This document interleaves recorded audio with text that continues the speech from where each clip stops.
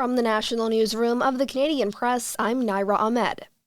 Canada has no confirmed cases of Ebola after an Ontario patient tested negative for the virus. Canada's top doctor says the risk of the virus affecting people in the country remains low, noting that the patient was tested as a precaution after returning from Ethiopia and having symptoms consistent with Ebola.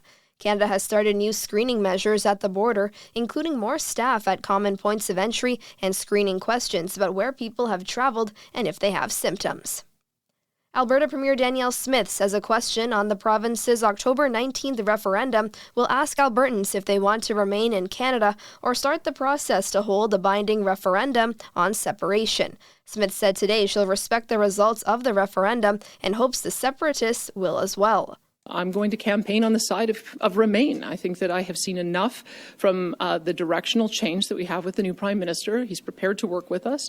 He's prepared to give Albertans hope again. I'm prepared to work to give Albertans hope again. But we need the question resolved so that we can end that uncertainty. Prime Minister Mark Carney did not directly address Alberta's separatist movement when speaking to reporters this morning. He says the province is central to the country's future. I look forward to working alongside Premier Smith, alongside the Leader of the Opposition, alongside all parliamentarians, all 37 members from Alberta, and Canadians of all stripes, Albertans of all stripes, to build a better Alberta, build a better Canada. Meanwhile, separatist leaders have dismissed the referendum question as cowardly. One of the Canadians on board a flotilla trying to reach Gaza that was intercepted by Israel says she spent 4 days in Israeli captivity and was forced to sleep on her hands tied behind her back in a room with lights on. Canadian Safa Chebi says Israeli forces also shot rubber bullets at her boat during the interception and that her hijab was also pulled off at the hands of Israelis. Chebi says soldiers took off most of the detainees' clothing, leaving them only with one layer on cold nights. The Canadians were among 420 individuals on 41 boats detained by Israel in international waters. Foreign Affairs Minister Anita Anand says she has received details from officials in Turkey about, quote, appalling abuse suffered by Canadians on board the flotilla, noting that they are receiving urgent medical care. Anand says, quote, Canada unequivocally condemns the grave mistreatment of Canadians in Israel. Those responsible for the erroneous abuse must be held accountable. Israeli prison officials have denied any abuse. And Bell Canada says it has increased overall network capacity in Montreal by 20% ahead of this weekend's Canadian Grand Prix.